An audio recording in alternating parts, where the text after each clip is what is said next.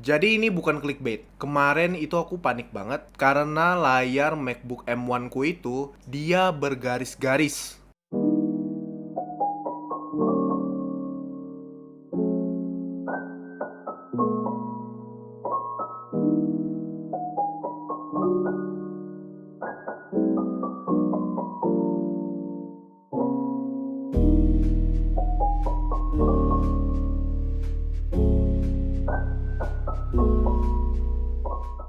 Hai friends, welcome to my channel. Kalau kamu baru di sini, perkenalkan, nama aku Rian. Aku bekerja sebagai seorang guru di salah satu sekolah swasta di Manado. Biasanya di channel ini, aku itu membahas tentang Apple stuffs dan juga productivity tips. Kalau kamu suka sama topik-topik tersebut, jangan lupa untuk subscribe.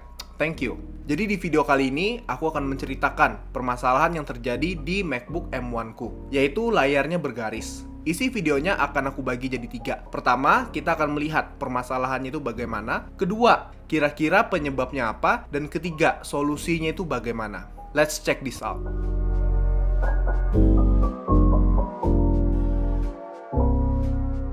Di bagian yang pertama, kita akan melihat permasalahannya itu bagaimana.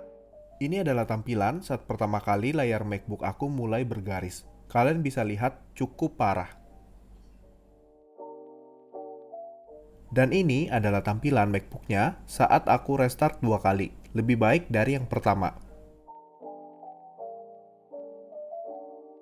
Jadi kronologi masalahnya, kemarin itu aku diamin laptopnya. Aku sudah pakai bekerja dan aku biarin untuk sleep. Jadi aku nggak shutdown. Kemudian saat aku buka laptopnya, dia itu layarnya itu langsung bergaris dan itu menurut aku cukup parah. Selain itu, saat kita pakai untuk ganti-ganti aplikasi, gambar dari aplikasi yang sebelumnya itu dia lengket. Misalkan kita pakai aplikasi A, kemudian kita pindah ke aplikasi B. Saat kita buka aplikasi B itu, gambar-gambar dari aplikasi A itu masih lengket. Kemudian karena aku panik, aku langsung shutdown. Kemudian aku buka lagi dan dia masih begitu, tidak ada perubahan. Lalu aku shutdown lagi dan aku sambil cari solusi sama istri aku. Nah, kemudian saat kami sudah ketemu kira-kira penyebabnya apa yang nanti akan dibahas di bagian yang kedua, pas kami hidupin lagi, dia itu jauh berkurang garis-garisnya. Nah, jadi kira-kira begitu gambaran permasalahannya. Sekarang kita masuk ke bagian yang kedua. Di bagian yang kedua ini kita akan lihat kira-kira penyebabnya itu apa. Sebenarnya aku itu nggak tahu pasti penyebabnya itu apa. Jadi berdasarkan riset aku itu menduga kira-kira penyebabnya itu karena aksesoris. Yang pertama ini ya, keyboard cover. Kemudian yang kedua itu penutup laptop case ya, yang transparan seperti ini. Nah, kenapa aku menduga ini? Karena kalau kita lihat M1 itu dia layarnya sangat tipis. Artinya, saat dia mendapatkan aksesoris seperti ini, ada beban yang harus ditanggung oleh layar itu. Padahal layar tersebut sudah didesain seminimal mungkin ya. Nah, kemudian juga untuk keyboard cover. Sebenarnya keyboard cover ini kalau misalkan baru, dia ini pas ya, pakem di keyboardnya.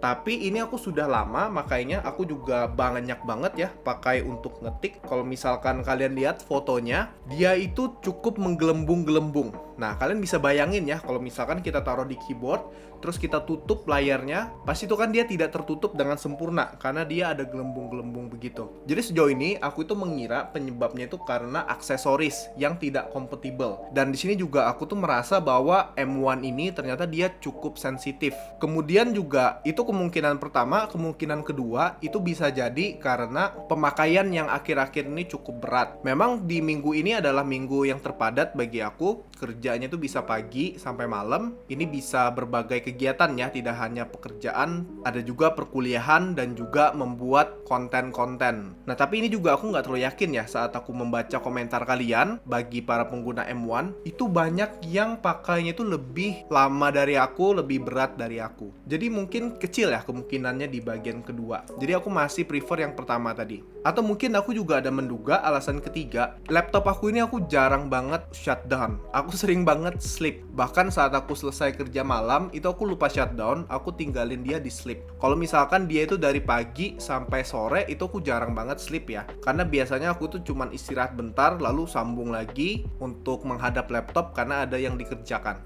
Nah, jadi itu sih 3 kemungkinannya: aksesoris yang tidak kompatibel, pemakaian yang cukup lama, dan juga jarang di sleep. Nah, aku juga lupa bilang di bagian ketiga ini juga biasanya aku itu kadang sleep sambil ngecharge. Aku juga nggak tahu sih itu sebenarnya ada pengaruh apa enggak. Intinya yang aku sebutkan 3 hal ini adalah hal-hal yang tidak wajar atau yang tidak alamiah lah untuk dialami laptopnya. Tetapi so far aku itu punya dugaan kuat ke nomor yang satu tadi. Jadi di poin yang kedua ini juga aku mengingatkan teman-teman hati-hati dengan aksesoris-aksesoris yang mungkin tidak kompatibel atau mungkin sudah pemakaiannya lama sehingga dia itu seperti yang ini tadi, dia itu sudah menggelembung.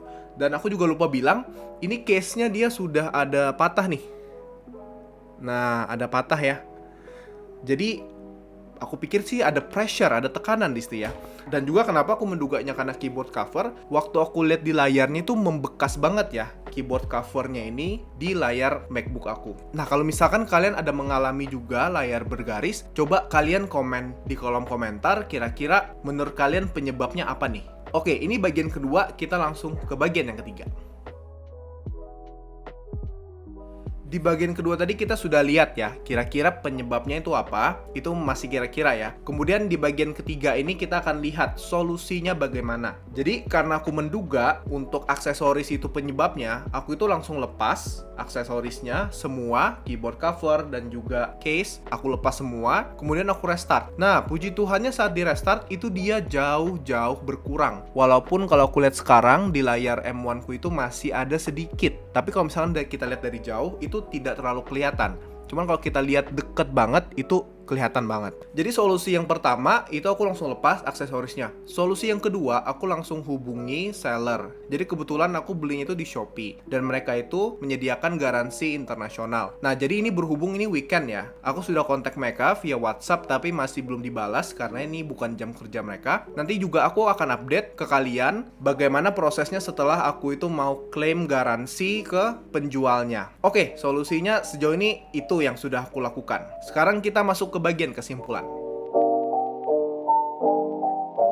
Oke, di bagian kesimpulan ini, yang pertama, mungkin aku ke depannya bisa lebih hati-hati lagi jika mau menggunakan aksesoris. Aku juga pernah dengar beberapa berita, bahkan itu dari Apple langsung secara resmi, mengatakan bahwa tidak boleh di webcam itu menggunakan penutup. Itu karena saat dia ditutup layarnya, dia itu tidak menutup dengan tepat. Seharusnya juga dari berita itu aku juga bisa berpikir ya, bahwa layar M1 itu sesensitif itu. Dan itu seharusnya membuat aku itu lebih hati-hati kalau misalkan mau gunakan aksesoris, atau misalkan jika aksesorisnya itu sudah lama banget, aku bisa ganti yang baru supaya dia itu pakem saat dipakai. Kemudian kesimpulan yang kedua, semahal-mahalnya laptop itu pasti akan ada kekurangannya, apalagi jika penggunaannya itu tidak bagus, tidak terlalu baik juga dirawatnya. Di sini juga sebenarnya aku agak kecewa juga ya, padahal di M1 ini performanya itu sangat-sangat bagus, tetapi karena sensitivitas dari physical body-nya itu jadi jauh berkurang sih kenyamanan kita menggunakannya. Kesimpulan yang ketiga, aku itu jadi agak takut nih menggunakan laptop ini karena sensitif banget. Jadi aku akan nabung, semoga bisa kecapai untuk bisa beli layar eksternal dan juga keyboard eksternal. Karena logika juga ya, kalau misalkan kita ngetik pakai keyboard eksternal dibandingkan keyboard dari MacBook, peluang untuk rusaknya itu jauh lebih besar di keyboard eksternal. Termasuk juga kalau layar. Kalau misalkan kita sering gunakan layar yang eksternal, harusnya layar dari MacBooknya itu juga lebih awet. Nah, aku juga kedepannya akan riset bagaimana tentang penggunaan USB-C ya. Takutnya nanti kalau misalkan kita menggunakan aksesoris eksternal, itu jadi rusak di bagian powernya karena USB-C-nya.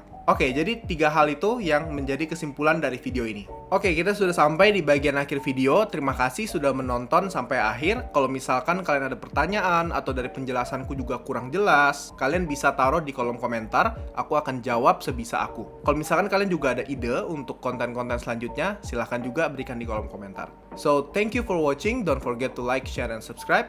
See you on the next video. Bye-bye.